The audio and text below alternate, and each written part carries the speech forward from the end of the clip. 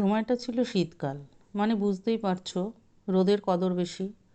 আমিও আমার কয়েকজন বন্ধু মিলে আমাদের রাজগঞ্জ কলেজের গেটের সামনের বসার জায়গাটায় বিন্দাস রোদের মজা নিচ্ছি। চলছে নানান গল্পগুজব, তবে সবার চোখ কিন্তু কলেজের গেটের সামনে। মানে বুঝতেই পারছো, উঠতি বয়সে একটু ফুর্তি করার ইচ্ছা আর কি। হালকা নীল রঙের সোয়েটার, কালো কুচকুচে কোমর পর্যন্ত লম্বা চুলরূপী কোনো এক মহামানব এগিয়ে আসছে। সূর্যের কিরণের সাথে তার কপালের কালো টিপ আর ঠোঁটের লিপস্টিক যেন একসাথে মিশে গেছে। যখন মেয়েটি আমাদের আরও কাছে এলো, ততক্ষণে আমাদের ঘোর কেটে গেছে। আরে এই মেয়েটা তো স্নেহা! আমি স্নেহার রূপে আগাগোড়া মুগ্ধ। তবে আমি কিন্তু স্নেহাকে বেশ কয়েকবার আমার ভালো লাগার কথা জানিয়েছি, কিন্তু কোনো উত্তর পাইনি। স্নেহা নাও বলেনি, আবার হ্যাঁও বলেনি, শুধু হেসেছিল। আর এই জন্যই আমার বন্ধুরা আমাকে বলে, স্নেহাও তোকে ভালোবাসে, তুই প্রপোজ কর ওকে। স্নেহা আমাদের কাছে আসতেই আমার বন্ধুরা আমার কানে বলতে শুরু করে দিল, দেখ তোর ড্রিম গার্ল আসছে, কিছু একটা কর। আমিও আমার মন ঠিক করে নিলাম যে আজকে স্নেহার কাছ থেকে উত্তর নেবই। দেখতে দেখতে স্নেহা আমাদের পাশ কাটিয়ে ভেতরে চলে গেল। দুটো ক্লাসের পর আমাদের 30 মিনিটের ব্রেক। এবার আমি ঠিক করলাম স্নেহাকে বলবই। আমি তার কাছে গিয়ে সাহস করে বলেই ফেললাম, স্নেহা, আমি তোমাকে একটা কথা বলতে চাই। স্নেহা বলল, হ্যাঁ অবশ্যই, বলো না, বলো। আমি নিজেকে সামলে নিয়ে আমার কথা তাকে বলতেই যাব, এমন সময় স্নেহাই বলে উঠল, তুমি তো অনেক কিছুই বলেছ, তাই আজকে আমি বলবো আর তুমি শুনবে। এই কথাটি শোনার জন্য আমি প্রস্তুত ছিলাম না। আমার হৃদয় কম্পন অনেক বেড়ে যাচ্ছে। আমার মনে হলো এই শীতের দিনেও আমি ঘেমে যাচ্ছি। কিন্তু এরপর সে যা বলল, সেই কথা শুনে আমার নিজের কানকেও বিশ্বাস করতে পারছি না। এতবার বলার পরেও যে মেয়ে কোনো সাড়া দেয়নি, সেই মেয়েই আমাকে আমার কথার উত্তর আজ নিজেই দিচ্ছে। কি আনন্দই না হচ্ছিল। হ্যাঁ, স্নেহা আমার কথা রেখেছে। কয়েকদিনের মধ্যেই আমরা গোটা কলেজে লায়লা মজনুর মতো বিখ্যাত হয়ে গেলাম। আমার বন্ধুরা সবাই স্নেহাকে বৌদি বলে ডাকা শুরু করে দেয়। এরপর আমরা দুইজনে মিলে গাজলডোবা সহ আরও বেশ কয়েকটি জায়গায় ঘুরতে যাই। নতুন প্রেমের ভেলাতে ভেসে আমরা তখন মাছদরিয়ার সৌন্দর্য উপলব্ধি করছি। সপ্তাহে রবিবার তো একদম হাতে ধরাই ছিল। প্রতি রবিবার কোথাও না কোথাও ঘুরতে যাওয়াটা আমাদের পেশাতে পরিণত হয়েছিল। সুন্দর প্রেমের গল্প। প্রথম প্রেমের গল্প আমাদের আশপাশের লোকদের নজর সবসময় আমাদের উপরে। কিন্তু দেখতে দেখতে সেই খুশির দিন শেষ হতে চলল। আমাদের কলেজ জীবনের শেষ দোরগোড়ায় দাঁড়িয়ে আমরা। এই সময় আমাদের পেয়ে বসে একে অপরের থেকে দূরে সরে যাওয়ার ভয়, একে অপরের সাথে সময় না কাটানোর ভয়।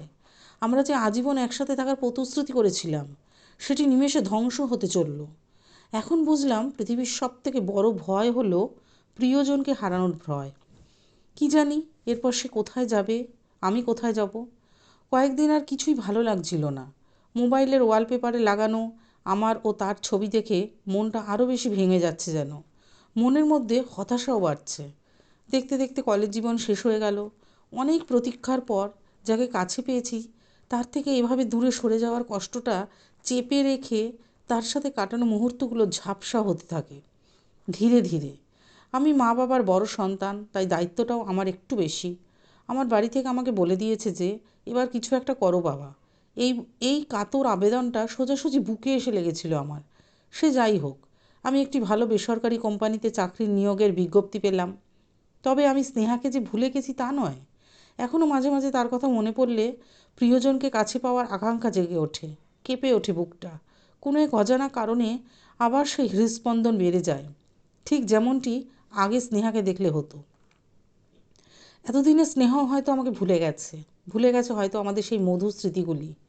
কিন্তু তখনই আমার মনের মধ্যে একটা প্রশ্ন জেগে ওঠে, আমি যেহেতু তাকে ভুলতে পারিনি, সে কি করে আমাকে ভুলতে পারে। এই কথাটাই ভেবে নিজের মনকে শান্ত করতাম যে সে একদিন আবার আমার কাছে ফিরে আসবে। আবার আমরা আগের মতো ঘুরবো ফিরবো, একসাথে বাদাম খাবো, একসাথে বসে পুকুরের মাছগুলিকে খাবার ছুঁড়ে দিব, একসাথে লং ড্রাইভে যাব। মন না থাকা সত্ত্বেও গেলাম সেই কোম্পানিতে ইন্টারভিউ দিতে।